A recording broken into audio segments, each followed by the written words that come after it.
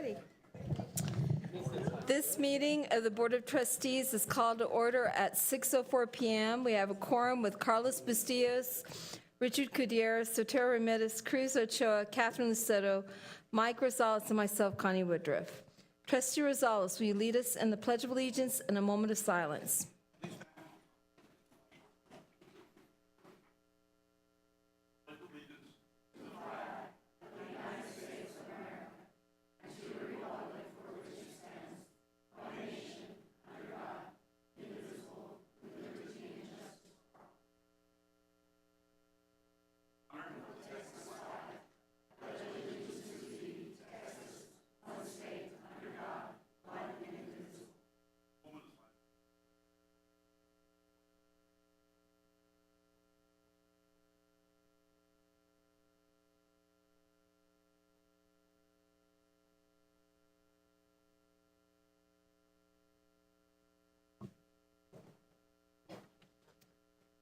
Dr. Delatorre, do you have any reports this evening? President Woodruff, members of the board, guests, we do have several presentations this evening. Our first presentation comes to us from the Arthur Gallagher Company, our health benefits consultant, on the current status of our health benefits fund. Are they with us this evening? Welcome. Thank you.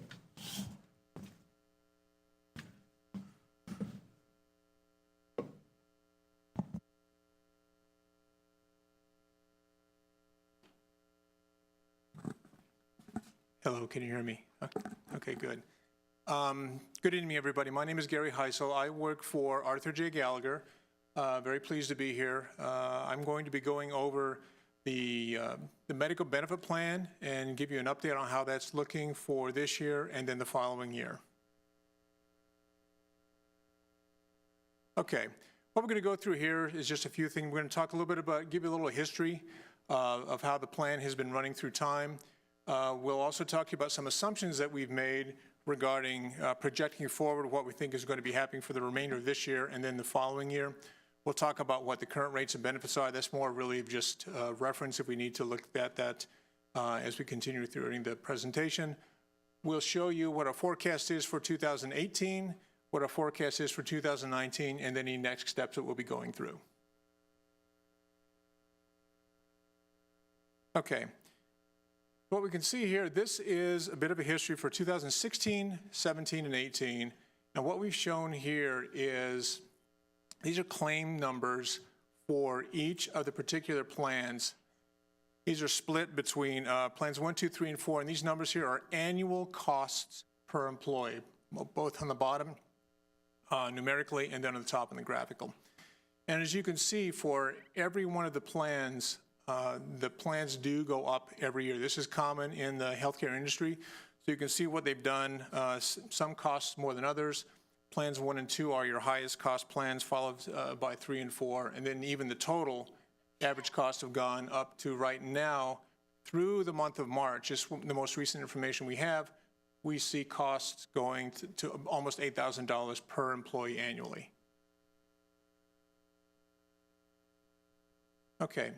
We talked a little bit about assumptions. So when we do our forecasting for the future, we have to make some assumptions within the components of the benefit plan.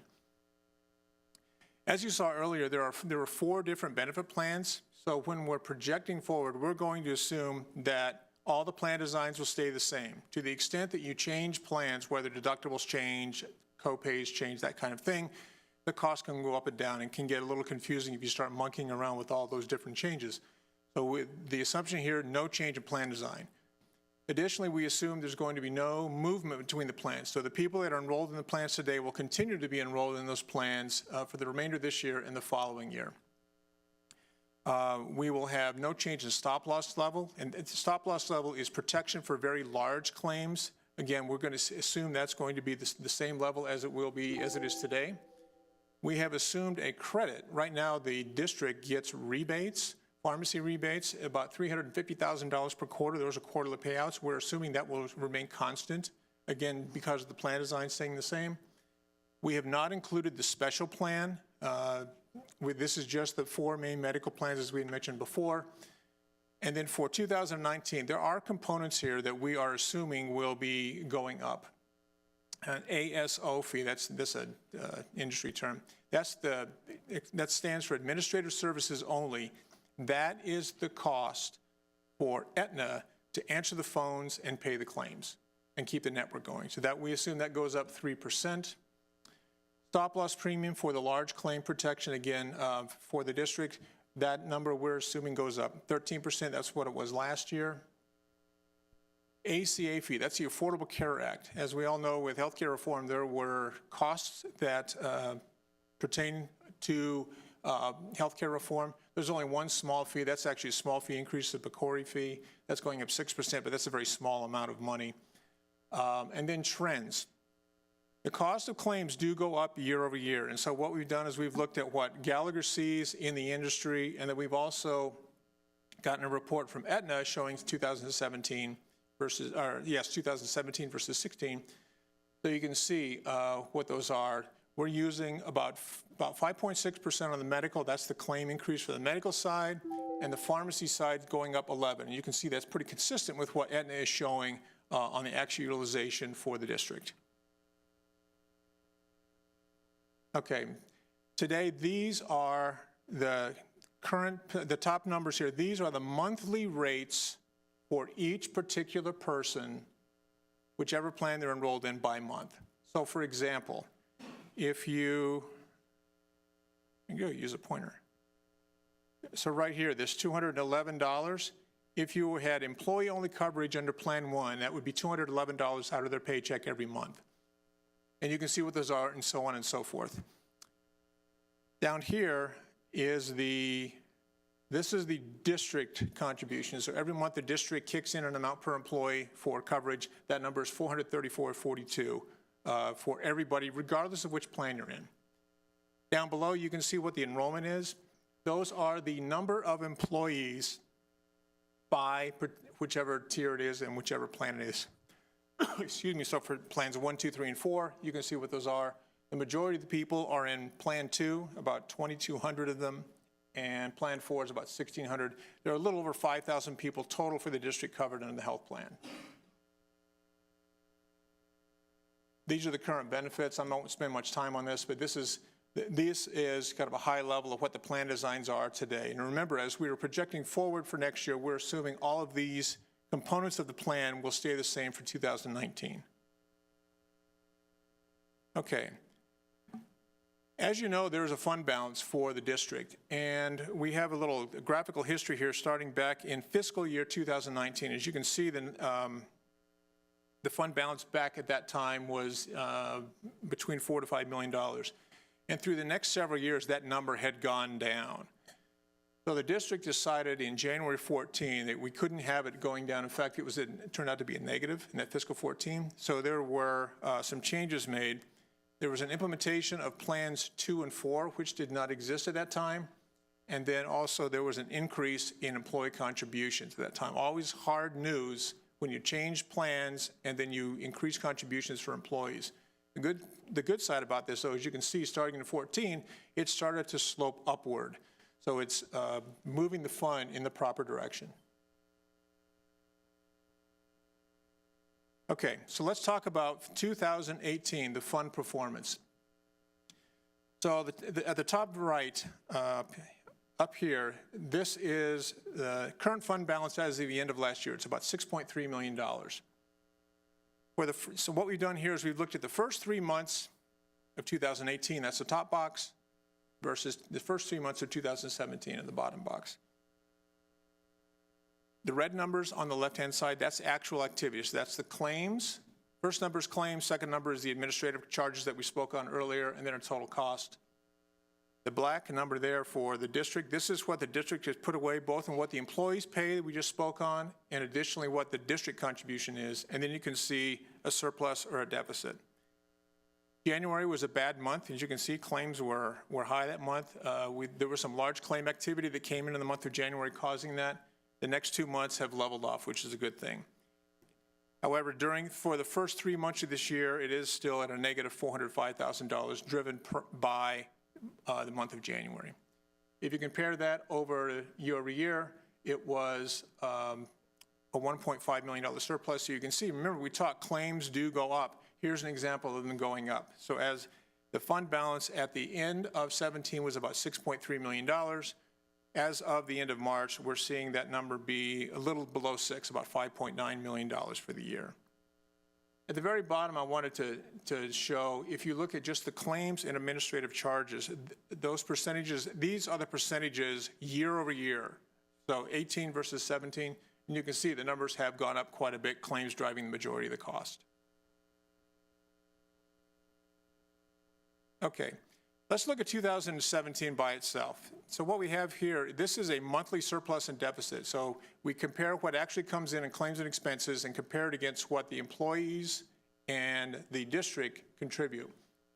You can see that it started off relatively well. January was a bad time, but then during the summer, claims were high, and there was a deficit. This is somewhat typical within school districts because, as all of you know, during the summer, during times off, whether it be spring break or Christmas break, and particularly summer break, this is when people go out for care. They have the time to go out and get services done for themselves and their family, so this is not that uncommon. Notice when school starts, things started turning around.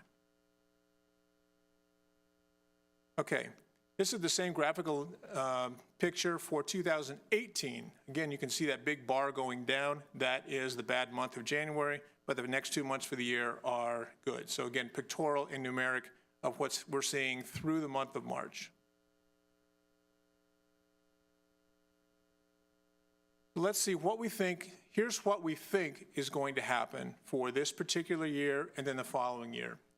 So on the top, we're anticipating in total that when you include all claims plus that rebate, remember we talked about $350,000 per quarter the district's going to get back. That's about $1.4 million in a year. And then the administrative cost, the total cost will be about $44 million, $44.7 million for the medical plan. What the district pays, along with what the employees pay for actually this year, is 46.1, so that's good.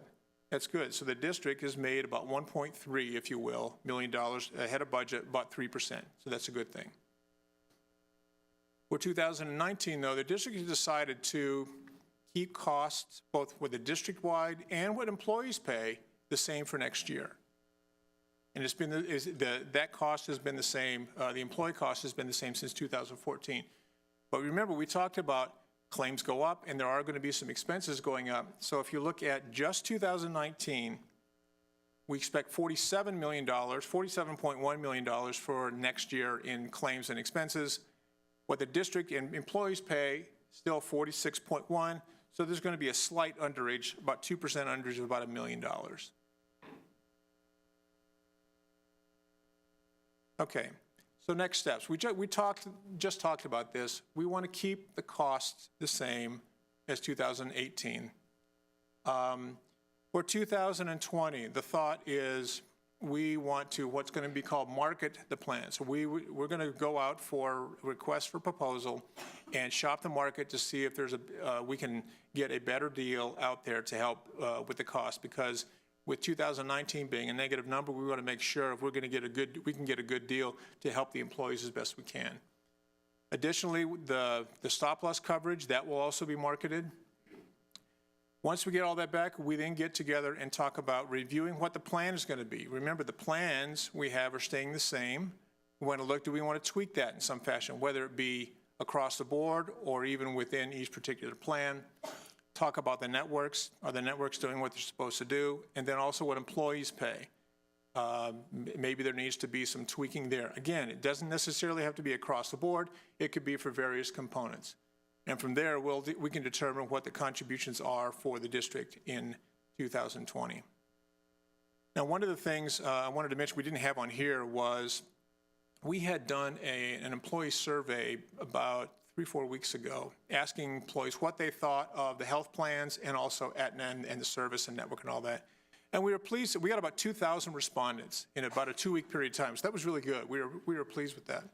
From that, we found that anywhere between 75 to 80% of the people were satisfied to extremely satisfied with how plans were going. So all of that I thought was really good. To me, it was a good testament that Aetna is doing what it's doing, and the district has offered good plans for their employees. That's all our disclaimer. Any questions you would have? Yes. Well, one of the first things you said that there's no change in plan designs for the coming. For 2019. Right. That is correct. Can you tell me why it costs more for plans 1 and 2 overall? That was one of your statements that you said.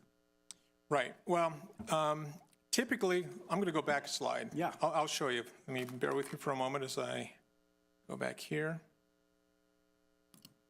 Bear with me for a minute. What's at the beginning? There you go. I'll go right here. This will speak to it. Okay. It's really two reasons. If you look at the very top line of this exhibit, so you've got plans 1, 2, 3, and 4. The first line is the deductible. That is the amount of money that people have to pay out of their pocket before the plan really starts, outside of preventive care and all that kind of thing. The lower the deductible, the higher the cost. So what happens is two things. One, first thing is the plan design is going to dictate it. If you look all the way to plan 4, that's a $3,000 deductible. So one would have to pay $3,000 before the plan even starts.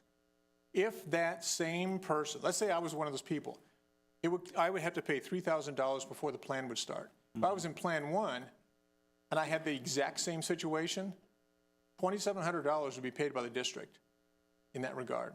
So that's one of the reasons. So the deductible drives it. Secondly, because people have this selection of plans, people who know they are going to have high claims will typically pick the plans that give them the best benefit. If you're sick, a lot of times you're going to pick the plans 1 and 2 because that has the better benefit. Is that a higher premium for them? Yes. Oh, okay. But for some, it's worth the trade. It's worth the trade. Another question. I really didn't get that. What's market stop loss? Sure. Okay, so the district right now is what's called self-funded, which means that they pay a portion of it, they pay the claim dollars, and then they pay Aetna to administer the claims and so forth. And then not just does the administrative. Right, they answer the phone, pay the claims and so forth, and then the district pays what the dollars are. But there is protection in that you don't want to have the $3 million claim walking through the door and the district's going to have to pay that. So there's protection. So the district will pay a premium to have Aetna take costs above, I believe the number is $250,000 per member. So the district pays that amount of money. Anything over that is paid by the insurance company. So that protects the plan. We have seen claims, well, I can tell you a real life example. We had a claim for a school district in the Houston area recently for a child that in 1 year was $14 million. So you don't want to, with here, you don't want to have a $14 million claim hit the plan. So that is why you buy that, for those kind of rare occurrences. So it's sort of like an insurance against that. You're insuring, yeah, it's the district insurance versus the employee. The employee, it's invisible to them. No, it's the district. Yeah. That's correct. Okay. My other question was, you show a surplus projected for next year? A deficit for next year. Right, they show back. No, next. Hold on, right there. See the bottom? For next year, 2019, there's a red, that negative $1 million? So for 2018, this is this year right now. Correct. What happens to that surplus if it happens? Does it carry over? That's a finance question. Oh. Yes, excess revenues over claims expense deposits to the health fund and remains in the fund balance. So where on the previous slide he showed you that we had an adjusted fund balance at 12/31/17 of 6.3 million, that 1.3 will increase that 6.3, and then in 2019, the 7.6 would drop by $1 million. So it goes to the fund balance? Yes, and then sir, that's in where, the health fund. That's where that money is drawn from? Yes, sir. Oh, okay. Okay. I just wondered what happened to that extra. All right. That's it. I just had one quick question. Sure. If you could go back to the slide as far as the cost of each of the plans. Sure.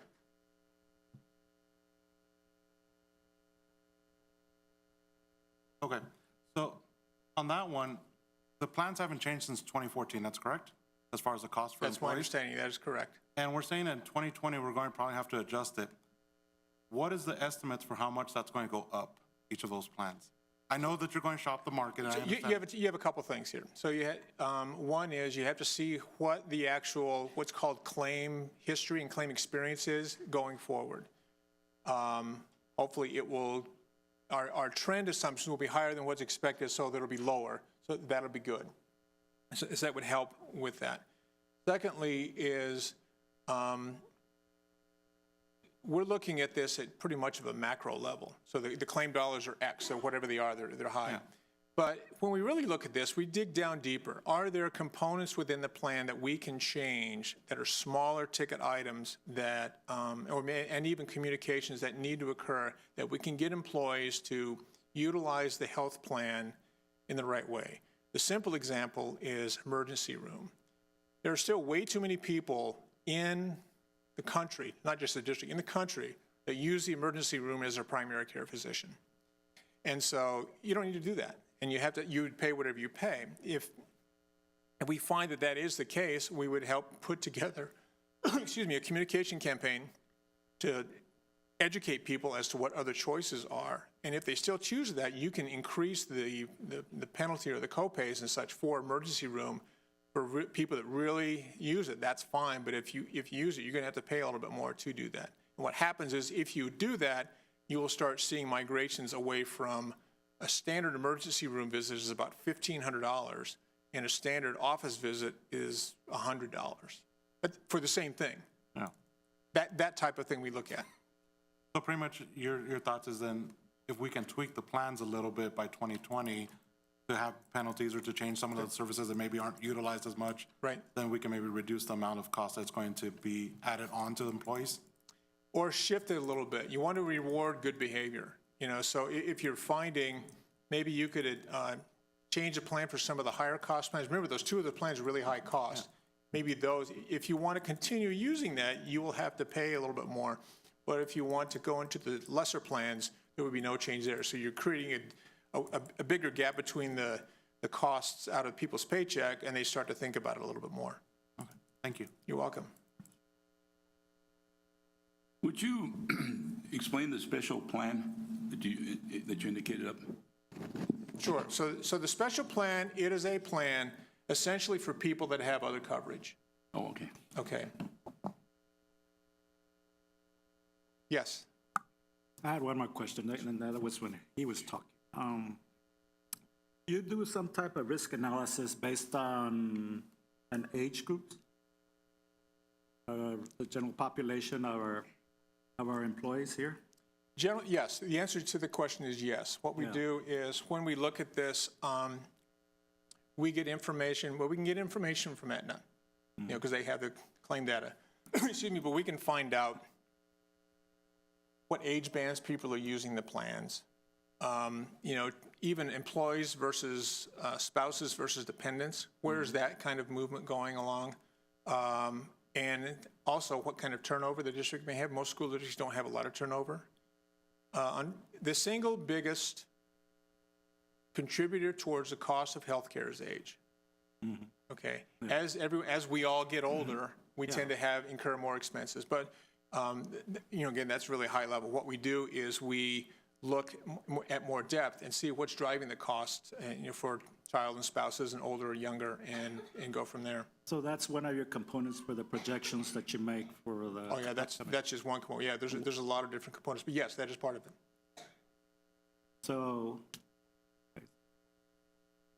no, for now, that's good. Okay, very good. Can I just ask one more question? Sure. And this is just kind of a personal question I've always had about insurance, because I know it's just not the district one. Okay. Why is it, for example, the plan that has employees and children, is the plan the same amount whether you have one child or 10 children? I've never understood that about insurance, why somebody would pay the same exact amount. I will tell you. So, you can do different things as far as how you want to split this out. Whether this is what in our industry we call, there's 4 different tiers: employee only, employee spouse, employee child and children, and employee family. You can split it out however you want to do it. The problem is if you split it out too far, employee plus one child, employee plus two kids, employee plus three or more, now you have added administration. So the thought is keep this at 4. Typically for school districts, if you can see, look at the bottom of that. With most of the people are employee only, and that's common. But secondly, it's employee plus children. Okay, so a lot of people, 700 people, 15% of the people have employee plus child only. Now that doesn't mean that they're single parents. It just means that they're covering themselves and their kids. It's better to cover in their district. But that's pretty common. It just really for administration. And to be fair, adults are more expensive than kids. You're welcome. Ms. Woodruff? Just looking forward, I've visited with a couple of our employees, and they brought up the issue of they had children that aged out. They turned 26. Yep. They aged out, and then they're in the position of having to go out and buying insurance on the open market, the Affordable Care Act, and all that stuff like that. And there's not as many options out there as there used to be. That's true. And what is out there is incredibly expensive. Have you seen a model where school districts have been able to, with no expense to them, bring an insurer to the table that families could use that to insure their older children that may be living at home? And by the way, that's a fact of life across the nation. Oh, I know. The millennials are staying at home a lot longer. Oh yeah, I had one of those too, so I could feel the pain. Really, the broad answer to your question is there isn't anything out in the marketplace that does that. Many times, if you have a situation where a child is aging out of the plan, that is a COBRA event. So COBRA has been around a long time. The child can go on COBRA for. But COBRA is incredibly expensive. It's expensive. That's correct. But the thing with COBRA is you do have the same plan that you have today. So that's one. Yes, you can go on the exchange and get coverage there, but you're right. The costs are high, the plans aren't as good, and a lot of times the network isn't as big. So it's unfortunate, but yeah, there are not that many insurance options out there for people aging out of a plan, and it can even be in if adult loses coverage and they don't have another job. It's the same issue. Okay. I wish I had a better answer. Okay, yeah. And so, again, looking forward, is there anything we could look at or discuss in the future and maybe create a new model that this district and Gallagher could help drive? We would have to look into it and see what is out there, both from a kind of a plan and administration perspective, but also from a compliance era. I have seen in extremely rare situations where employers will cover dependents past the age of 26, but that's very rare. Because then that's everybody. Right. Now you get into an expense issue. Thank you. You're welcome.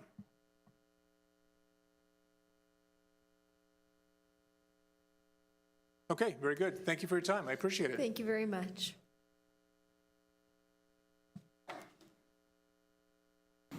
Our next presentation, President Woodruff, members of the board, is from our district financial advisor, Hilltop Securities. I'll invite them forward. Mr. Jeff Roberts.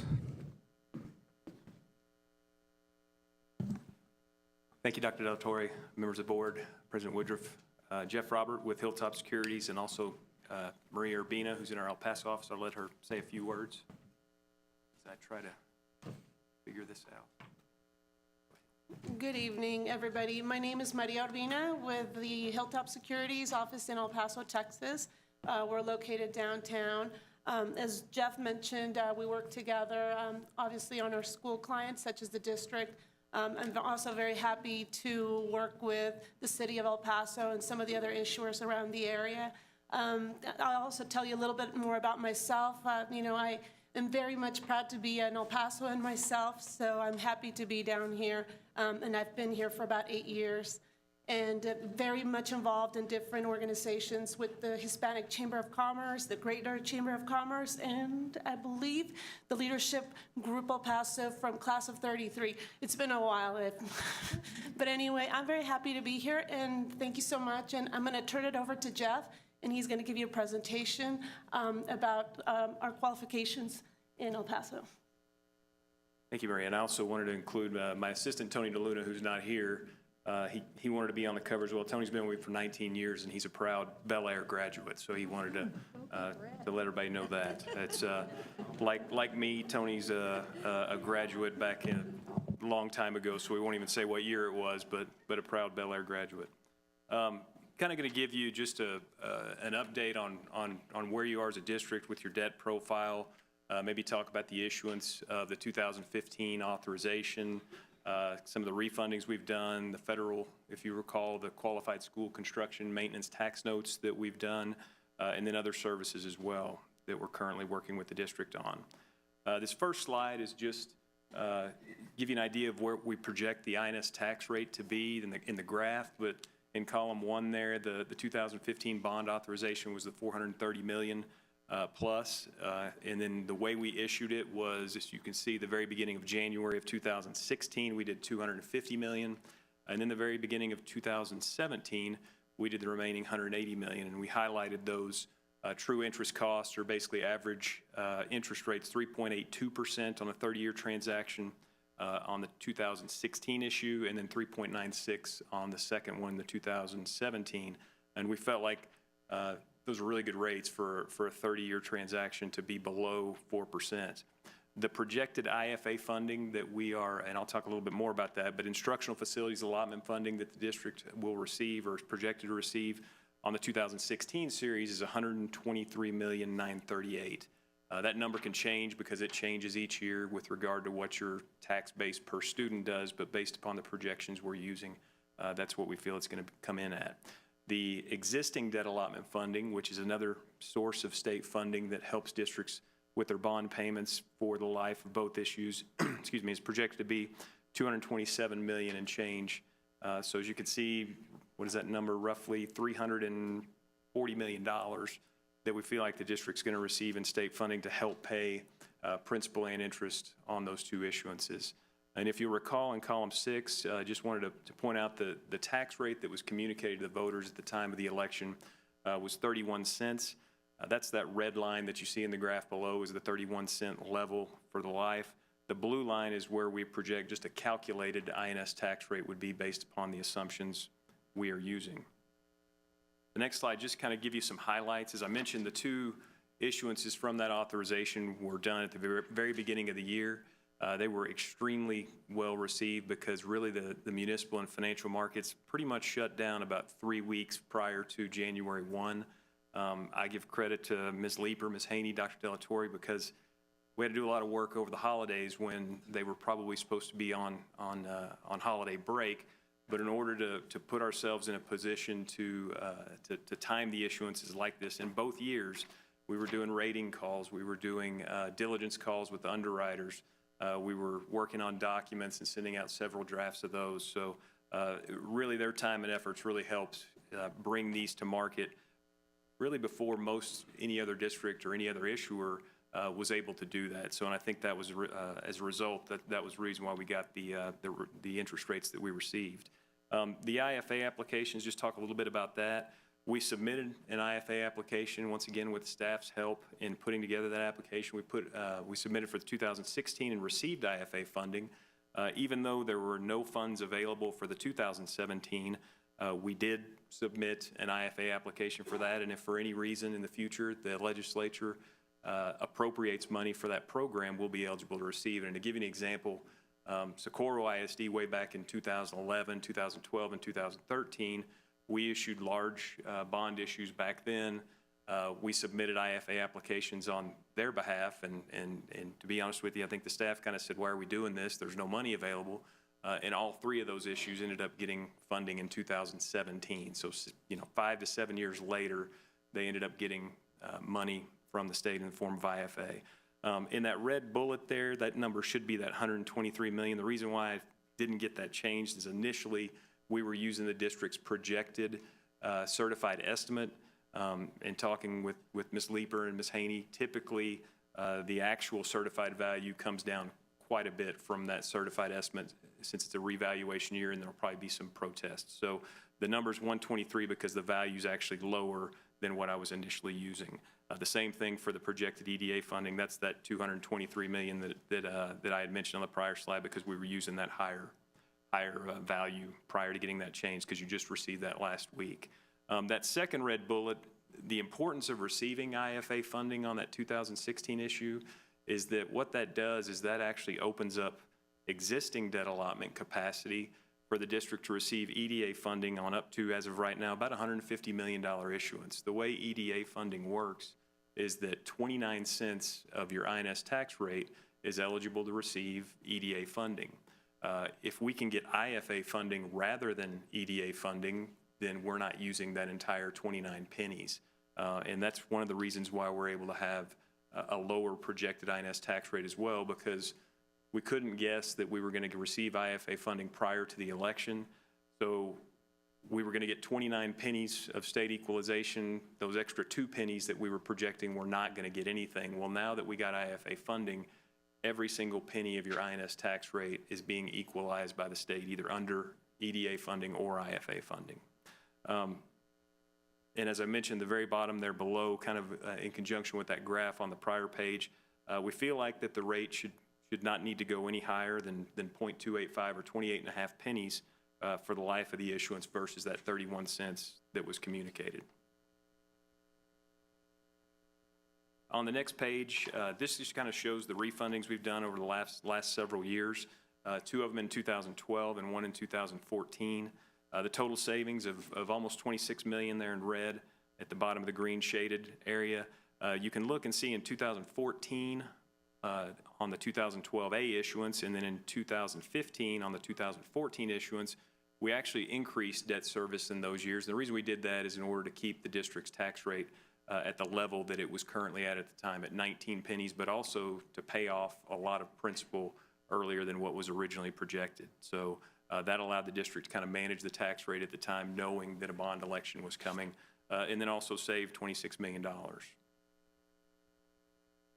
The federal qualified school construction notes, I don't know if you recall, but back as part of, I believe, the ARRA package back in '09 that was introduced, the district received a direct allocation of $16.8 million in '09 and $17.8 million in 2010. And with that authorization, we did 3 different issuances of qualified school construction maintenance tax notes.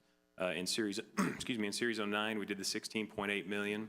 In 10, we just used a portion of the authorization of $5.1 million, and then the remainder last year we did the $12.765 million. And in conjunction with those issuances, we actually bid an invested sinking fund, which really allowed the district to achieve what I'd call a negative interest rate, because the interest that you're earning on your invested sinking fund is far greater than what you're paying on those issues. So you're actually paying back less money than you ended up borrowing. And just kind of talk about the structure of how we did that, and we did this with a lot of different districts we work with, was to put the money really as far out as we could, because if anybody would lend me money at a negative interest rate, I'd like to push it out as far as I can. So that's what we did in this case, and it allowed our invested sinking fund to earn a lot more money and achieve that negative rate. Asset management, I know the district worked with our asset management group, which is not me, but individuals within our firm, to kind of talk about investment alternatives for the bond proceeds. They invested $179 million over a 3-month period with an weighted average yield of 131, which is outpaced. At the bottom you see there the tax pool, which might have been an alternative, by a little bit there, which, let's see, the portfolio has earned, as you can see, $2.351 million. And then the other services, we also have arbitrage rebate services. No other firm provides those, but these are just to make certain that you're in compliance. They do the calculations to make sure you're in compliance with the SEC and IRS regulations. And then also we work with the district, Ms. Leeper and Ms. Haney, on the continuing disclosure services to make sure we're in compliance with the MSRB Rule 15C212 by submitting all the material events that might happen within the district, but then also the annual reports.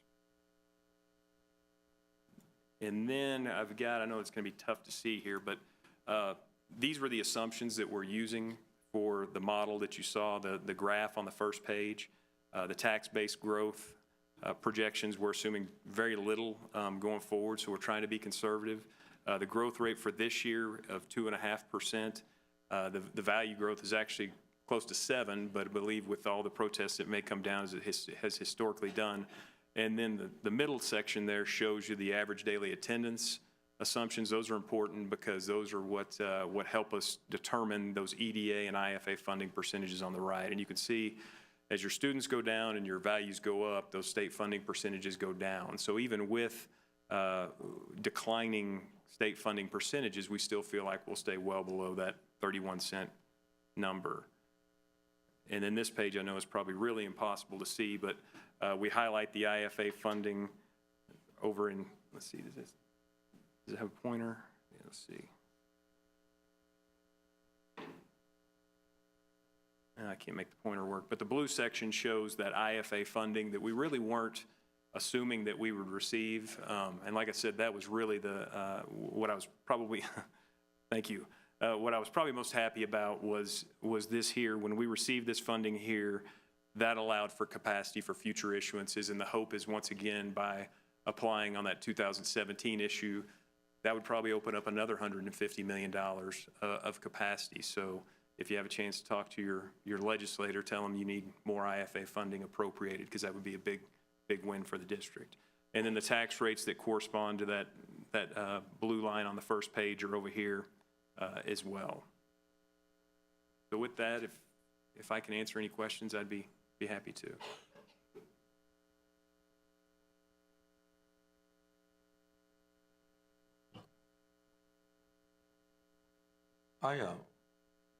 I'm very pleased to see Hilltop here. It's been a while since we've seen you guys. I'm looking at your slide 7 that you talked about the weighted average yield of 1.31%. Yes, sir. And then you compared yourself to Texpool, and we know that Texpool is fairly conservative as far as that.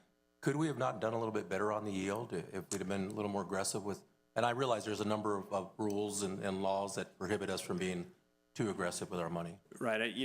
Our group makes sure that you comply with the Texas Public Funds Investment Act, and there are limited options with regard to what you can put your money in, and in terms of aggressiveness, with bond proceeds, I think our group, the most important thing in the Texas Public Funds Investment Act is preservation of capital. So they're going to put you in the safest instruments possible, and I know they worked on a laddered portfolio with the district where they went different terms on all of the investments to kind of match the district's construction cash flow needs that they're projecting. So it is without question a very, very conservative portfolio, but I think that's the goal, just so, for lack of a better term, everybody can sleep at night, I guess. I mean, districts, what they can invest in is extremely, extremely limited.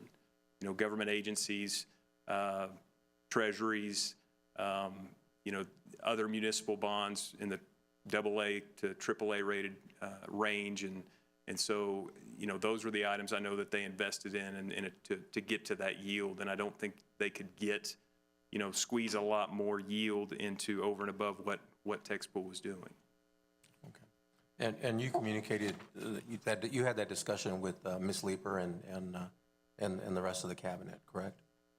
With regard to the investments? Yes, sir. Well, we have an asset management group. I mean, I work on financial advisory services. The asset management group, I know, had several discussions with Ms. Leeper, Ms. Haney.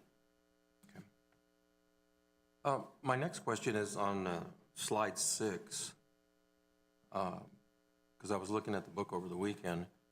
On that first bullet, you put, no other financial advisory firm provides arbitrage compliance services.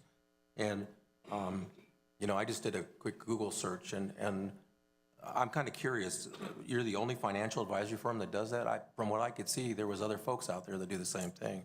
I'm a little confused by that. None of the ones that do business in Texas, they all use actual just other entities that provide that service. Okay, including the banks?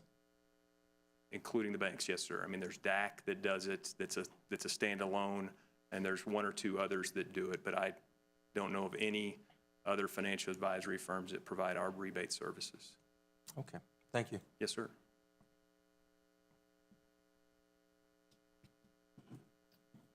Do we have any more questions? Thank you very much. Thank you, appreciate it.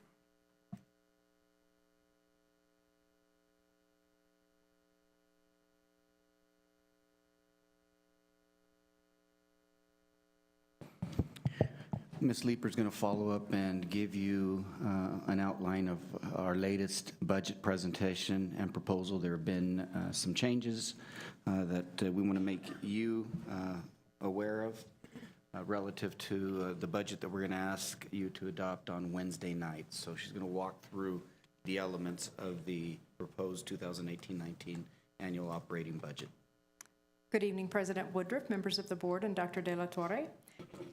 As Dr. De La Torre mentioned, we're going to go through a brief overview of the budget, starting with the compensation plan as revised since April 16th's budget workshop, and then concluding with an overview of the operating budget, also as amended since the April 16th workshop. As you may know, Ms. Arlinda Valencia and her staff from Ysleta Teachers Association, as well as Ms. Russell Garcia and my staff, have met innumerable times since April 16th to work out what we believe is a fair and equitable compensation plan. That plan includes a 2% at the midpoint increase for all teachers, nurses, and librarians, as well as all full-time employees of the district. Additionally, we've built in the one-time lump sum payment of $450 just before Christmas, and we've included the incentive for early notice of retirement. Just to give you a brief summary of how the schedule plays out, these are the gross costs per job family for the 2%, which will cost the district $5.6 million. The $450 one-time lump sum payment is $2.8 million, with a total gross cost of $8.4 million. This equates together between the 2% and the $450 to about a 2.5% increase, which is comparable to the CPI as released by the Bureau of Labor Statistics for March 2018's Consumer Price Index. So we're right in line with what the region and the nation are seeing. Additionally, we do not have any increases, as Mr. Heisel mentioned, for the health care fund, neither to the district or the employees. And as I mentioned, this is gross cost. So keep in mind that the $450 was included in last year's budget. So this is not a new cost to the budget. It's just this is what the $450 cost us. Additionally, with strategic management of vacancies and continued right sizing of administrative positions, we will absorb much of this cost. Yes. The board communique we received, I think it was 8.6. Was it? You know why? Because you are looking at the additional stipends, and they're rolled into this total, but 8.6 includes the additional stipends that Ms. Russell Garcia also worked out with YTA. Okay. Okay? All right, so with regard to the one-time lump sum payment, it's limited to full-time personnel who are employed by the district on November 22nd. The payment will be made on or before December 21st, and all applicable taxes and deductions will be removed from the employee's next regular paycheck following the distribution of the $450 one-time payment. With regard to the incentive for early notice of retirement, this one's a rather long slide, and we have another application slide in just a moment, but the incentive is limited to teachers, nurses, librarians, and salaried administrators who have been continuously employed by the district on a full-time basis since September 1996. So they must have been employed to even be eligible for this incentive. They must have been employed before September 1996, have remained employed, and been a full-time employee that entire time. The payout is subject to the receipt of an irrevocable notice of intent to retire received by the HR department no later than December 31st, 2018, and the employee must have an available accumulated sick balance or sick leave balance. If they don't have any sick leave, there's nothing to pay them. The advance notice lets teachers, nurses, librarians, and those administrators be paid up to 100 days of their own accumulated sick leave with an early payout by contribution to either a 403B and or a 457B retirement plan. The notice of intent, again, must be received by December 31st for retirement effective no later than June 30th, 2019. We've had lots of questions about how this will work out, and so I wanted to walk you through 4 scenarios for 4 different employees. And so we have employee A, B, C, and D. Employees A through C have all been continuously employed by the district as full-time employees since before September of 1996. As you can see, employees A through C have a variation of sick leave accumulated. Employee A has 180 days, employee B has 100 days, and employee C has 80 days. If we received irrevocable notices of retirement before December 3rd, by December 31st, 18, employee A would get 100 days paid out and would have 80 days remaining in their sick leave accumulation. Those 80 days must be used or lost by the time they retire.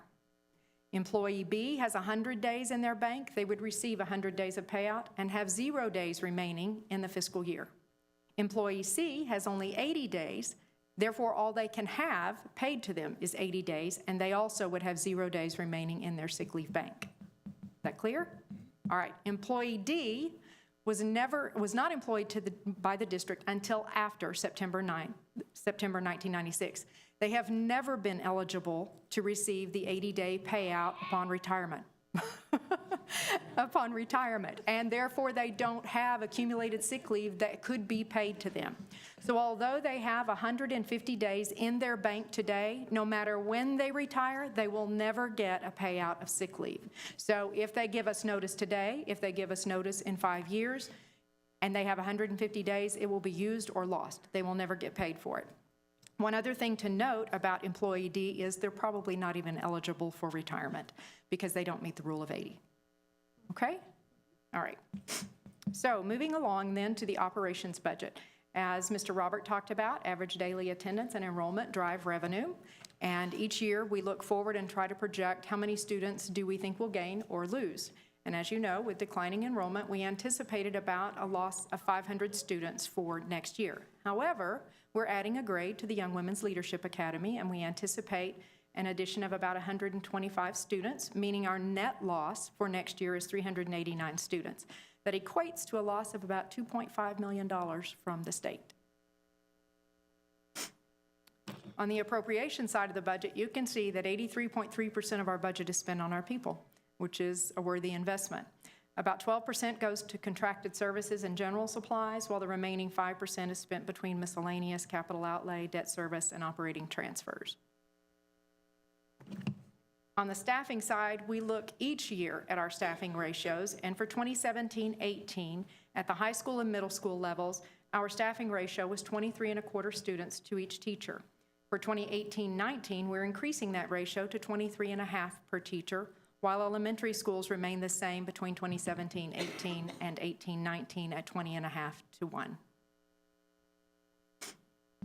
Okay, on this slide, we're comparing the 2017-18 adopted budget to the 2018-19 proposed budget as revised since April 16th. And as you can see at the bottom of the 2017-18 budget, we projected a deficit of $1.4 million. Those of you who were on the board last year may recall that at the adoption, you asked us to include an additional 0.5% increase, and that's what this $1.4 million represents. For this year, we've also included the cost, the gross cost that we talked about before, but our deficit is only 1.8. And that's because, again, as we manage our vacancies and we continue to right-size the district, we believe we can absorb almost all of that cost. And in fact, I will tell you that much like we did in this fiscal year, we won't see the $1.4 million use for operating, and I don't believe you'll see the $1.8 million loss next year for operating. We may very well see a decrease in fund balance, but it's related to our capital expenditures that you've approved individually with each item as we brought it forward. And then this is the slide which TEA requires us to present to allow you to see the budget by fund and function. So in the far left, you can see the function number along with the description. For instance, number 11 is instruction. And then in the following columns, you'll see that the general fund budget proposed for 2018-19 is $386 million, followed by child nutrition at $25.7 million, debt service at $41.5, for a total proposed budget of $453.3 million. And so on Wednesday, you will consider the budget for adoption, and subject to your approval, we have one remaining task in the budget process, which will be to approve the tax roll and tax rate adoption, which we'll bring forward for your consideration in August. And with that, I can take any questions or comments you may have. Mr. Ochoa? Hi, going back to that slide on the 2% midpoint increase, can you explain that? I know that you've tried to before, but I need a little bit more clarification on it. From what I saw is the midpoint increase is really, that 2% is just increase on the step increase. It's not really on the wages. So you're correct. The step increase is a component of the midpoint increase. And the best way, I think, to explain it is, let's consider we have no increase. We're not giving a salary increase at all. The salary schedule is remaining as it is. And we have an employee who has been with us 3 years. That employee is going to now move into their 4th year. And even though we are not having pay raises in the district, that employee is still going to get the $500 step increase. Which is a step increase. Which is a step increase. So when you say 2%, what is that? 2% at the midpoint means that I take the entry-level salary of $49,220 plus the maximum 30-step level of $61,240. I take the average, I multiply that times 2% and determine a fixed amount, and then we subtract the step because that's automatic, and we add the difference to make up their entire $1,100 increase per step.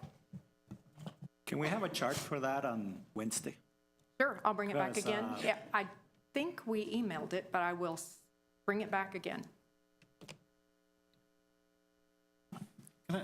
Can I just have one question? On the fact that we're not offering the retirement plan to anybody after September 1996, what motivation do they have not to waste 150? That's days that they might have, on the example you gave. That's a dilemma that the district faces currently. So the September 1996 was established some time ago. Yeah. And if you think about each day is worth about $265, the cost of the 80 days versus the use over time of 150 days is much less costly to the district. So you're right, in terms of incentive, there's nothing to keep them, if they have 150 days, there's nothing to keep them from using them all.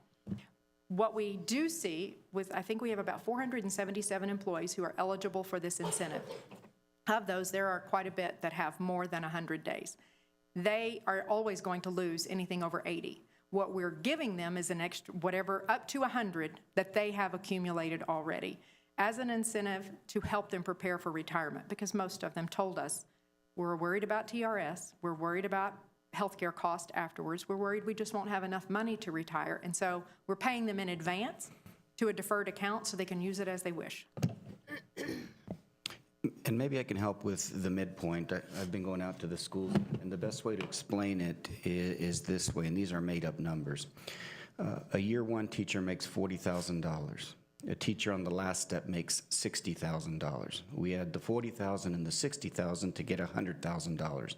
We divide it by 2, making it $50,000. We apply a 2% to the $50,000, meaning that everybody would get a $1,000 raise all the way down the steps.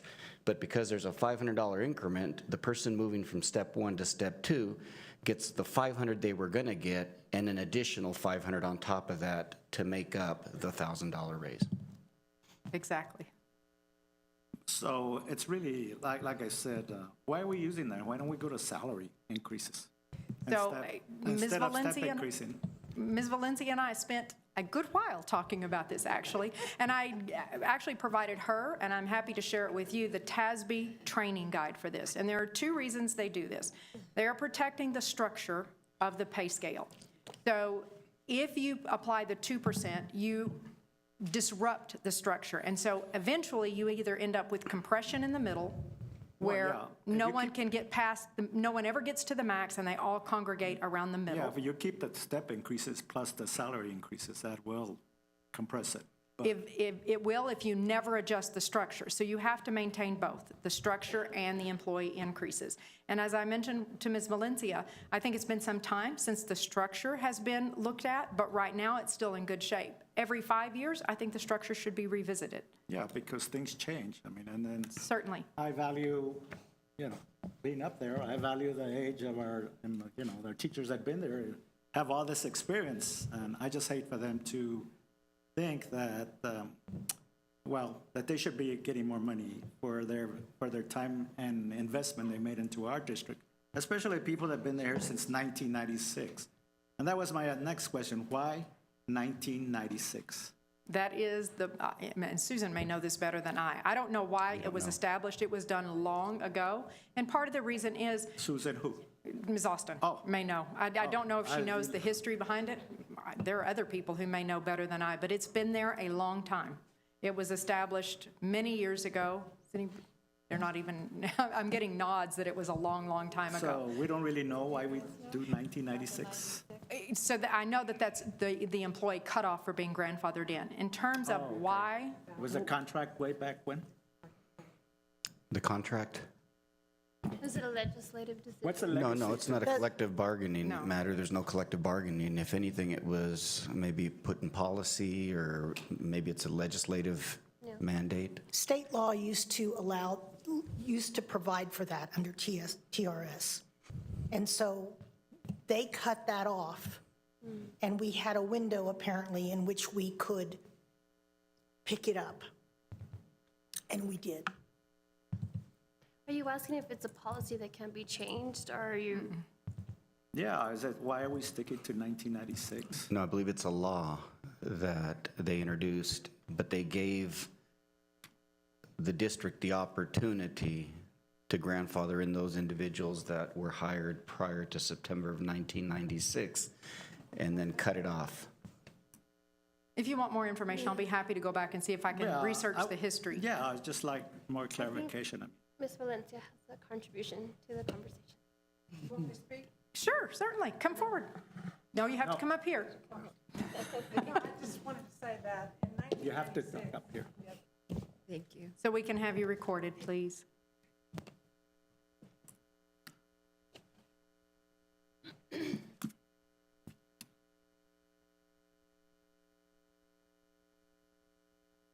Thank you. In 1996, there was everyone was accumulating a lot of sick leave. And we're talking 200, 300, and the district was paying all of those days. If you retired, you would get paid your 300 days. And that was breaking the district. So the district had to make some type of adjustment. So in 1996, they said, we're going to have to do this. We hate to do it. This is going to be your last time. We will pay your sick leave. But starting from 1996, you will only get paid 80 days. So that's how that started. And from then on, it was grandfathered, those in 1996. But it was just too much money for the district to be. No, they had to have that in the bank, and they couldn't do it. Yeah, I understand the numbers now because, it would be a big burden on the district to Yes, say all and that's these- exactly what they had to do. Yeah, that's a lot of money. Yeah, But, thank you. My other question, that was it, thank you. Let's see. I had it here, compensation, So based on what you just saw, if they say they're going to retire in 2019, and they have 6 months effectively to retire between January and June, that means they can complete out the school year and then receive their 100 days right at the end when they leave, or did they get it beforehand? So with the incentive, they have to give notice to HR by December 31st, 18, and the retirement is effective June 19. However, their payout occurs while they're still employees of the district prior to February 20, the end of February.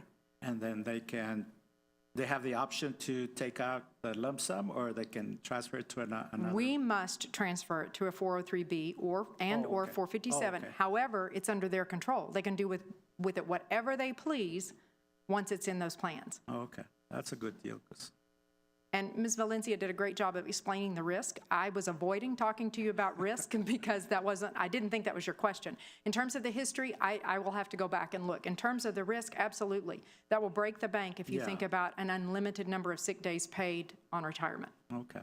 Well, Okay?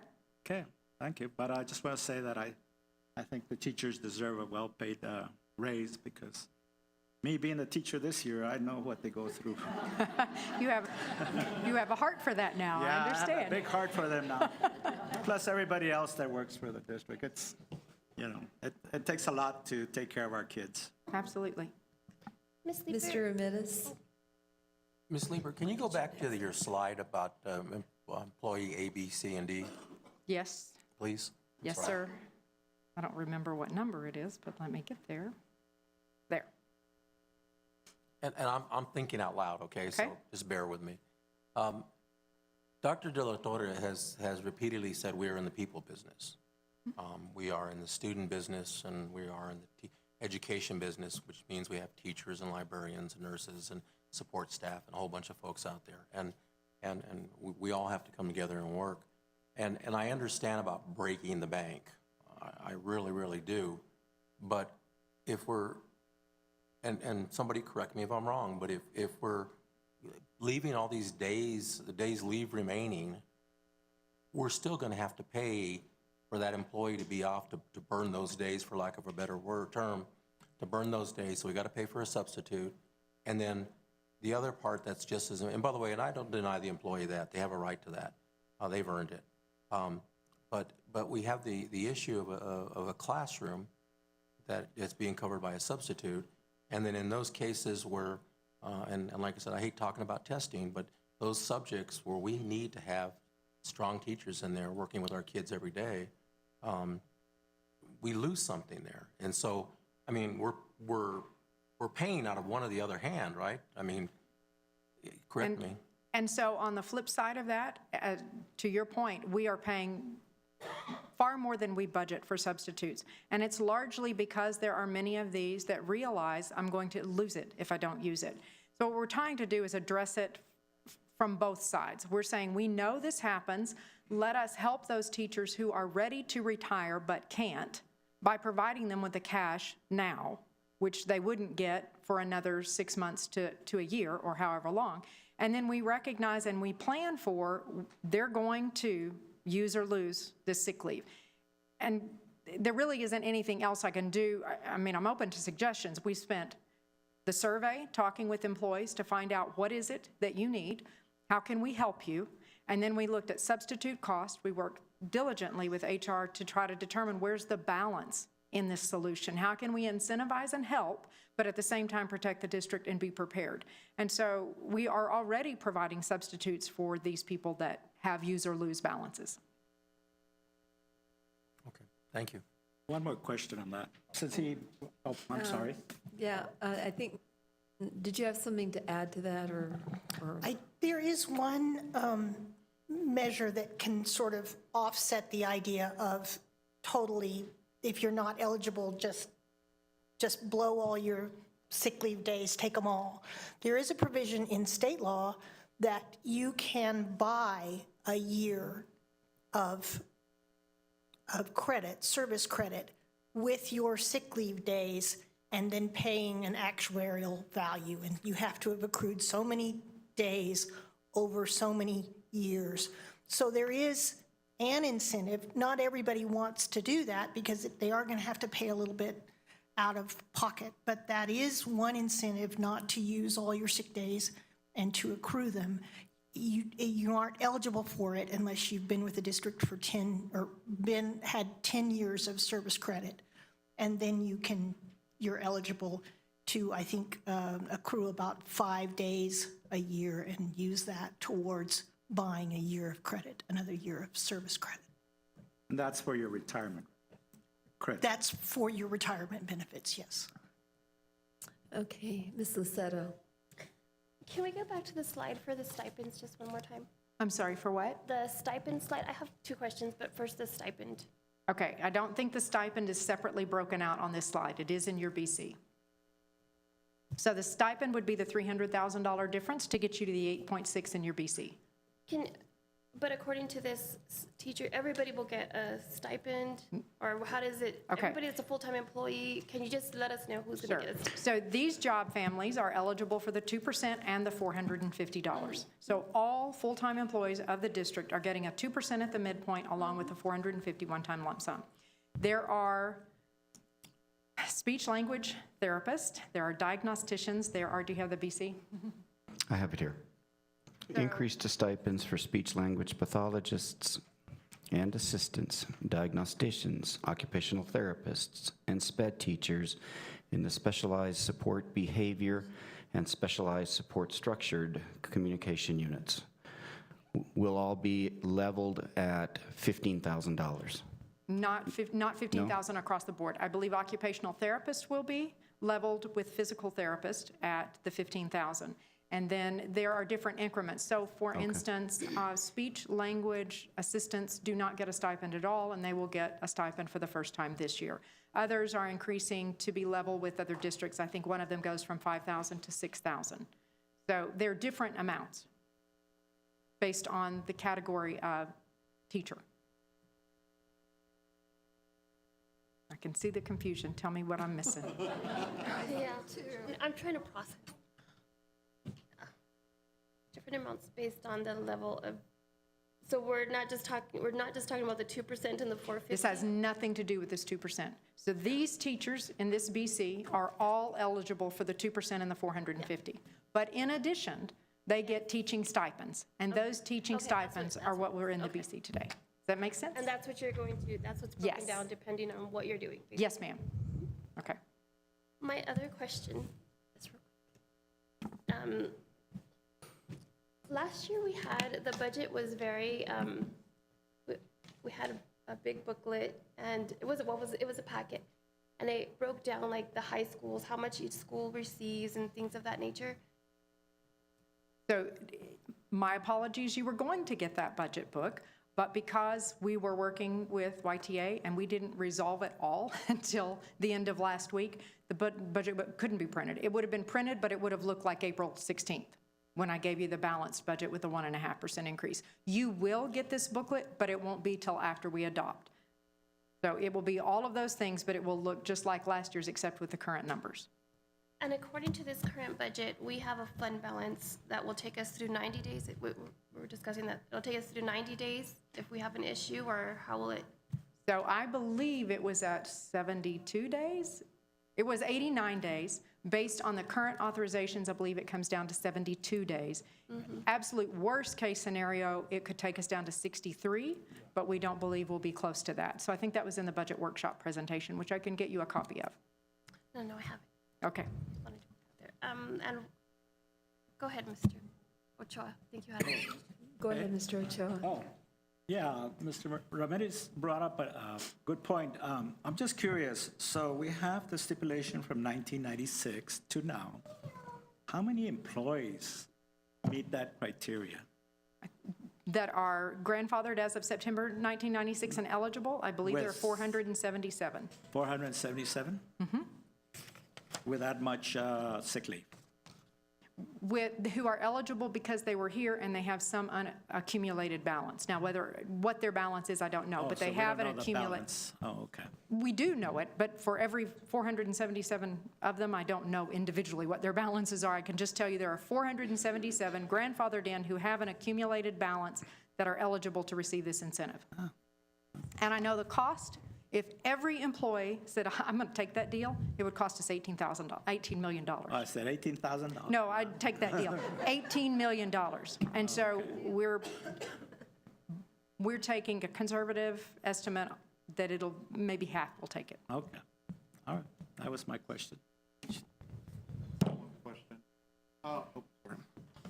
Why is it that our employees only get paid once a month? You know what? I would love to take everybody to a biweekly payroll because, and honestly, we did it at the city. We converted everyone. You were on a biweekly payroll and you got paid electronically directly to your bank. No one got a paper paycheck. You took it as a condition of employment. You signed an employee handbook saying a condition of your employment is you will establish a bank account where we can make this. Now, I don't know that we have a lot of, I don't know. Employees might go for that, and honestly, it's in my strategic plan, my own personal strategic plan for the district, because it eliminates how much time you spend. If everyone is on the same pay cycle, you're not doing a weekly payroll, a biweekly payroll, and a monthly payroll. I mean, it just blows my mind. I barely found that out right now, was that we get paid once a month, and to try to budget for an entire month sometimes is very difficult for a family. I mean, not all of us are as good at accounting as Ms. Leeper is. And, Thank you. I wish you were my personal accountant, but I just think that's something that we need to look at. I think the fact that we're not direct depositing everything, that we're not getting paid bi-weekly or bi-monthly, however we want to do it, blows my mind. I just... Great minds think alike. I want to go that way, so. Mr. Rosales? Yes, sir. Going along with what you just mentioned, I have been approached by several people that the fact they only are paid once a month, and it does put a cringe. But I guarantee you one thing, even if you get paid twice a month, it's still going to put a cringe. It's a matter of budgeting. However, it is very difficult for an employee with family and on and on and on. Would there be an additional cost administratively that would prohibit us even to consider looking? The conversion could take some effort, but it's doable. No, but I'm talking about cost. Could we look into possibly seeing how much it would cost us to pay every, or was it bi-monthly? Is that the terminology? So typically at the city, we did it biweekly. I have to think about this. Biweekly. So we had 26 pay periods a year. We deducted for your insurance and your dues and things like that only 24 times a year. So you actually effectively got 2 bigger paychecks that were kind of extras. They loved it. Would that help you people? You know, I would like to see if possibly we'd consider that, looking at it really look into it. We're doing all these things, but we're still antiquated. We're about 30 years behind on this one. I'd like to see maybe we could look into something that would allow you people to get paid twice a month. Yeah, Thank we you. I needed some support. I agree completely. We'll be happy to Thank you, look Cruz. into it and Thank you report very back to you. Can I ask one more question? Yes, and I know ma'am. I harp on the fund balance and the improvements, the capital improvements, but how will we still be able to do that, because it'll be a significant increase to our budget? Being able to do the improvements are on our own, some of the improvements that our schools need that are not included in the bond. Yes, so working with Mr. O'Neill and his team, we look at the priorities that are out there and we go through, and so keep in mind, we've done HVAC conversions, and I don't even know how many campuses that have been approved this year. We only do those when we do a roof replacement, so if we're going to tear off the entire roof, that's the time we look at the ductwork. We've done, I think, 3 or 4 of those this year. 3? Okay. Eastwood Knolls, Desert Air, Tierra del Sol, is that right? Yes? Okay. And those are big projects, $2.5 million, más o menos a piece. We've also looked at vehicle replacement, and then we've got other projects at different campuses. Furniture replacement is another big one that we're looking at for elementary schools. So we are looking at those, prioritizing them, and then every one of them we bring back to the board for approval. My concern really is the HVAC. And I just think it's important for our older schools that weren't included in the bond, and I realize we have to wait till the roof is needing repair or falling apart. But I think it's important for our kids to be in a comfortable, and our teachers to be in a comfortable learning environment. And there's some classrooms that are extremely hot during the hotter months of the year. And I think it's important that we put funds aside to make sure we bring those up to par, so everybody can be in an equal playing field when it comes to their learning environment. Yes, ma'am. Can I just ask a quick question? I know that there's a new stipend that's been added to our special ed department. Can you speak about that? I can, but it may be Bobby is better. Ms. Russell Garcia may do a better job of explaining all of those. So what we noticed is there's a discrepancy in some of our special ed stipends. For example, our physical therapists were receiving a much larger stipend than our occupational therapists or our speech-language pathologists. So what we've done is we've made an equitable stipend that'll be across the board, and I believe it's $15,000. So that's what the change will be.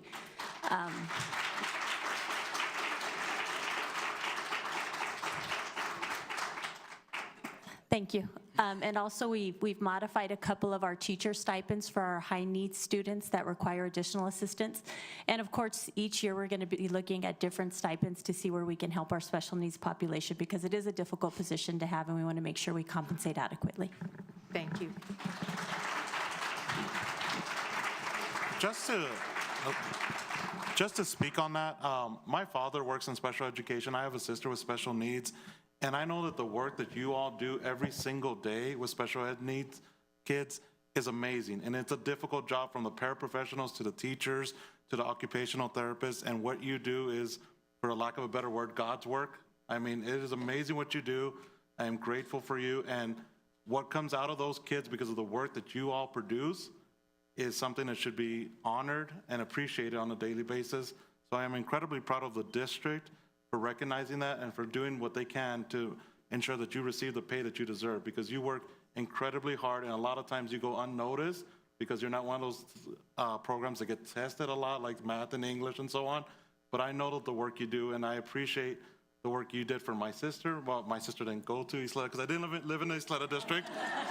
But I work daily also with children with special needs, and my parents do, and they have a nonprofit for children with special needs. And so I truly appreciate everything that you all do. Thank you.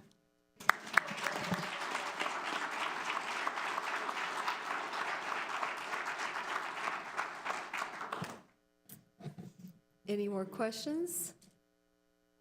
Okay, thank you.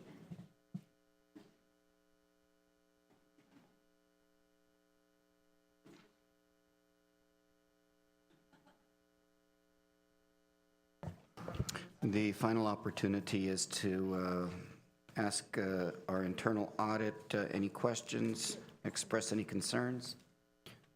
Champagne is with us. Good evening, everybody. Do we have any questions? Okay, go ahead.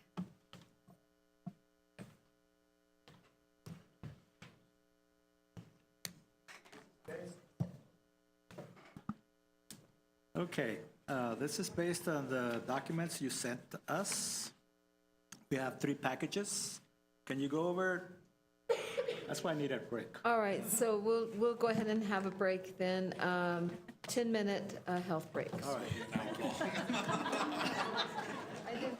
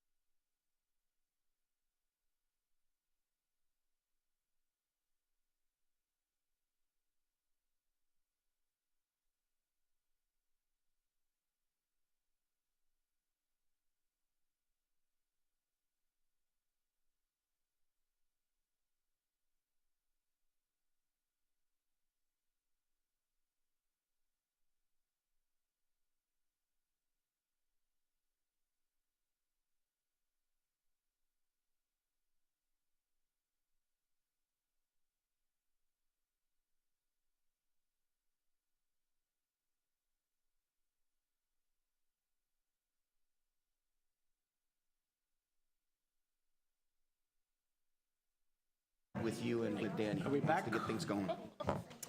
All right, let's get started. We reconvene at 7:45. And Ms. Champagne, I think what we decided to do is since this last audit was such a big packet, and several of the trustees have not really had a chance to go through it as much as they like, that we are going to postpone that particular audit until the June meeting and bring you back for questions for our June meeting. Oh, you mean the question we'll discuss in June meeting? Yes, because Sure, no it problem. seems that is the main issue, that people don't feel like they've had enough time to really digest all of the things in that packet.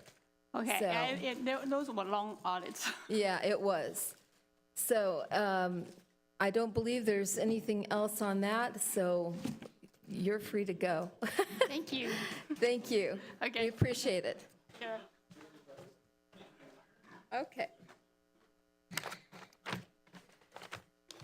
So now we will discuss the agenda items as listed in the posted agenda notice of the regular meeting of Ysleta Independent Board of Trustees for May 9th, 2018, and related recommended motions with the superintendent and executive cabinet, and receive responses to questions and requests for additional information through the superintendent in preparation for deliberation and action on said items at the May 9th, 2018 regular Board of Trustees meeting. So we'll start with the consent items. So we have consent item number 1, Board of Trustees Workshop, February 28th, 2018, 6 p.m. Board of Trustees Workshop number 2, Board of Trustees Workshop, March 5th, 2018, 6 p.m. Number 3, Board of Trustees Special Meeting, March 28th, 2018, 5:30 p.m. Number 4, Board of Trustees Workshop, April 16th, 2018, 6 p.m. And number 5, Board of Trustees Regular Meeting, April 18th, 2018, 6 p.m. Are there any questions on any of those? No. Okay, moving on to the TEA waiver applications. Okay. Number 7, resolution to set the general fund committed fund balance. Can I get an explanation? Yes. On that, please? Do we have some comment on that?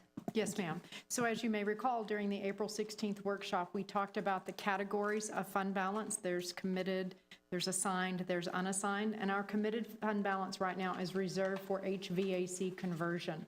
We would like to revise that slightly to include not only HVAC conversion, but also the ABM HVAC replacement, because by doing so, we protect our unassigned fund balance and give us more coverage.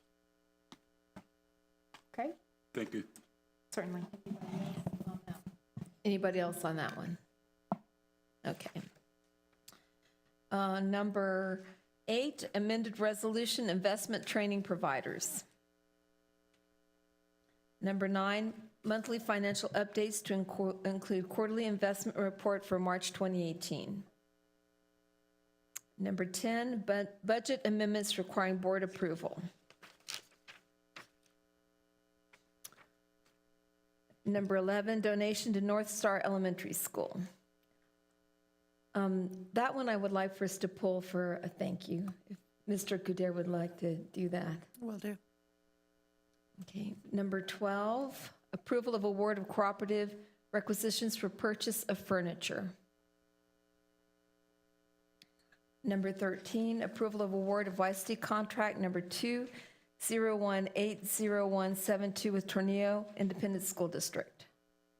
Could I just get a quick explanation of that? Yes. Just because I didn't understand it when I read it.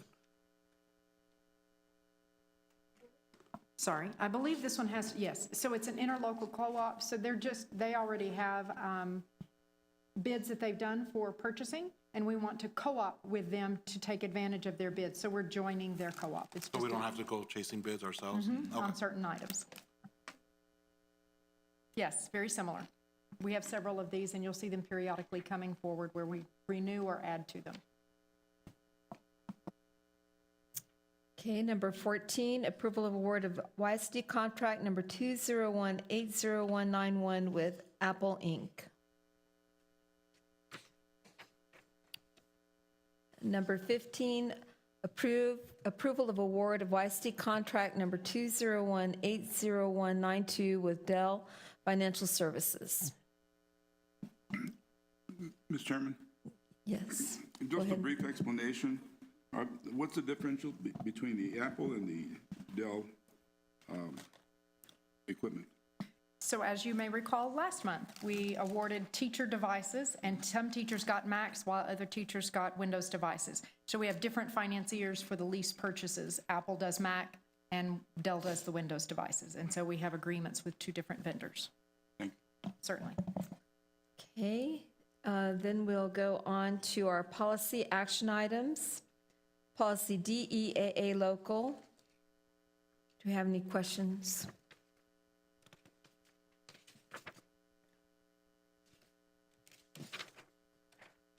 Number 2, policy DEC local compensation and benefits, leaves and absences. President Woodruff, Go ahead. would you like to point out to the board the yellow sheet? Go ahead, Ms. Austin. There is a yellow sheet that Ms. Mathewson handed around right before the meeting. The DEC local that was in your packet was just a little bit earlier version, and this is the final version. It's just got some language to clarify that this is for full-time, continuously full-time employment, et cetera. So this is the language we'd like you to approve at the board meeting.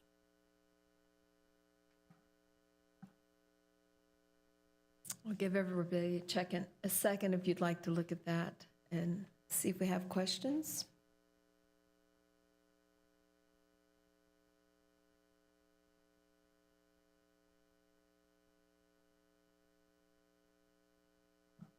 And again, what this does is it allows the board, through the compensation plan, to offer the incentive for the 100 days at this point.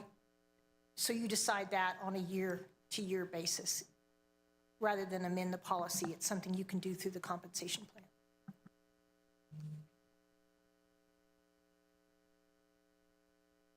Do we have any questions on that? All right, moving on, we will have a public hearing about our proposed budget for 2018-2019. And then the action items, number 1, adopt the 2018-19 official budget. Okay. Number 2, approval of award of YISD solicitation number 218015 RFP video scoreboards. And on this one, I would kind of like it if Dr. Delatorre would kind of expound on that a little bit, because to me, this is just such an exciting opportunity for us. And This is an opportunity to replace scoreboards at all 7 comprehensive high school stadiums. In most cases, the current scoreboard has been in place for over a decade. The new video scoreboards have several features that make the experience, I think, a little more exciting, in that you can do player profiles, player interviews. It's got the playback option so that you can watch a play a second or third time in slow motion. The biggest, I think, attraction is that we believe that by allowing local businesses to advertise on these scoreboards, that they'll pay for themselves in a relatively short period of time. So what we're envisioning is that once the community finds out that they can advertise their service or their business at one high school or at all 7 high schools concurrently, or given the number of games that are being played, football, soccer, any other events, that we can generate revenue. Once we've paid for the scoreboards, we can have a discussion as to whether or not any additional revenue could go back to the school for other athletic interests or projects. One example would be that if the turf the artificial turf is guaranteed for a 9-10-year period, I'd hate to have to go back out to our constituents in the form of a bond to get those fields replaced. Maybe the additional money, once we've paid off the scoreboards, could be used to replace the turf every 10, 11 years. And so we put a solicitation out. We had some well-known, reputable companies submit a bid, and we think we can do it at all 7 high schools and may have it ready by August of this year. Ms. Lucetto. And what are we going to do with The existing scoreboards? No, I think in some cases we may want to look at seeing if they can accommodate the middle school, or depending on the condition. Some of them aren't in great condition, but we'll certainly look at that. If I may add a few words on that, I think it gives each of the 7 schools an opportunity to engage their alumni and see if they are interested, because it's all these funds, once they're paid for, once these boards are paid for, the revenue generated is going to be going back to the school. And that's the way I would like to have it set up, that there's a benefit at the end for that school. And well understanding that, you know, certain schools can generate more income than others. But for those that have just started, it kind of gives you an opportunity to go out to your community and say, this is what's going on here at Eastwood or Hanks, if you will. Can we get an organization or a group of people that are alumni and help their programs succeed and generate some income? Mr. Ochoa. Yeah, talking about the scoreboards that we have now, we will probably have put them to good use of offering them to other entities that might be interested in getting them, that don't have that capacity for them right now, or at a lower cost probably, because they're already been used. But my other question was on this cost, does this include the installation of these scoreboards, and how big are they? The size of the screen up front is an 18 by 18.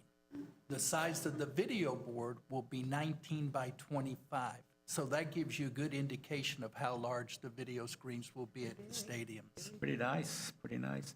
And the equipment that's going to be housed up in the press box? Yes, sir. And then also down on the sidelines, kids will have the iPads that they can do some filming with. So there's some other equipment that comes along with it. Okay. And installation on the press box, will we have to increase security for those things? There's nothing, there's no piece of equipment that has to be installed in the press box. It's all being programmed from an iPad. So where does all the hardware and software reside? In the scoreboard itself? Yes, in the with an scoreboard antenna itself. It's like a large, if you will, one of those large flat screen televisions. Oh, okay. And so everything's in that unit. So my question, how are we going to protect that? By putting it up really high.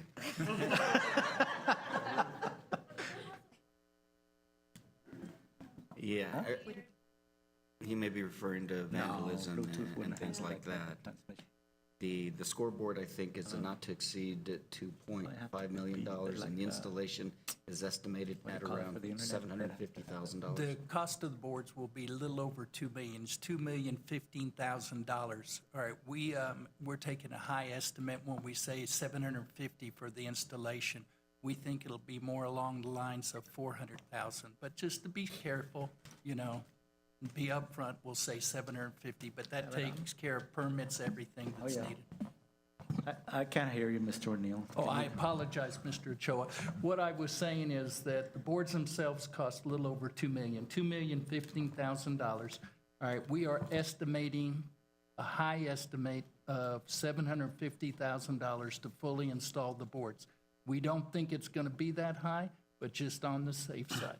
We feel that it'll be more along $400,000 for the installation, city permits, and all those things that will be needed. Yeah. Well, we have great football fields now. That would be a great addition to that. I mean, it would Oh, we're very excited. Mr. Ramirez and I just looked at each other. How about the Ysleta High School graduation? Normally, when you sit on the stage, those kids, the parents are so far away from the stage, they really can't see. Now they'll be able to see their kids walk across that stage to receive their diploma. So it'll have many functions, as Dr. Delatorre stated. I got a quick question. Who would be running the programs that are going into the screen? Like, It's going to be part of the CTE program, a Nice. pathway for those students. Good. So there'll be an adult, part of their class, but it'll be all operational student-led. by the students. We want the students to lead it, get hands-on experience. It's part of that, that's wonderful. Yes, sir. Nice. Any more questions? Okay, moving on then to number 3, approval of award of Phase Number 2 solicitation number bond 22 RFQ BP 17 Bel Air High School Gymnasium addition and renovations. Number 4, ratification of award of change order number 9 to YISD contract number 201702208 with AO General Contractor, Inc.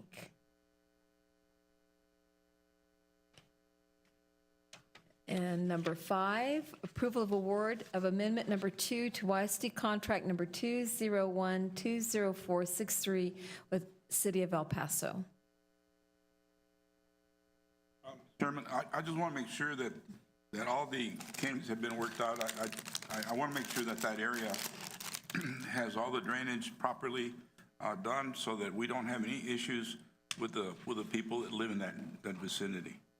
I'm not saying that it's not being done, but I want to make sure that we will have a first-class finished product with these $225,000. The $225,000 is that area that we will share with the park. It'll become part of the playground. One of the things that we really liked about this idea is we're going to double the size of the playground for the new Thomas Manor Elementary. As you recall, it's a very small plot of land the school's going on. But to answer your question, the city has assured everybody. I've attended several meetings. I know VLK's been at meetings where we've assured the public that the design will help the neighborhood. With the problem they have with flooding every time there's a heavy rain.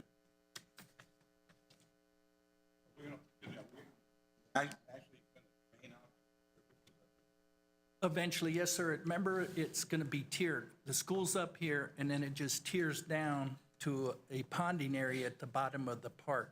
From there, they will be able to pump the water out of that neighborhood into different drainage areas. But the community is very interested in this project, as you know. You got to sit in one of the meetings. Thank you. Yes, sir. And the school does sit pretty high on top. The elevation is high on it, so, and it looks like it is, like you said, it's going to be in a tier, so, I mean, it all looks like it's going to go to plan. So then those pumps coming out. The pumps are really going to help. That was part of the problem. Currently, the pumps were not functioning any longer, so it just flooded and the water didn't have any place to go. Now with the pumps working, the new ponding area, they'll be able to get the water out of that area. And we get more use of the park too, because before we just had a big old hole on the side, so now you get to use the whole park. So that's. Way back, I think when we talked about, supposedly there had been a drain and it had been cut off when they did the border highway. And those kinds of things happen and nobody knows about it until it rains. And all of a sudden, oh my gosh, what happened here? I want to make sure that we're going to engage with 225 and the city's going to put 225. I agree with you. I agree. Certain things happen in the city, we all know. Yes, sir. Sometimes things don't happen as quickly as they should be and so on. But if we're going to put our money, I want to make sure that we're going to get our, it's going to be done. Yes, sir, we're going to get a nice play court. It's post-tension concrete, which is the best for the play court, and then a nice grass area with trees for the kids to come use. Oh, great, thank you. Any more questions? Okay, moving on, we will go into closed executive session and possible action after the closed session. And there we go. May I have a motion to adjourn?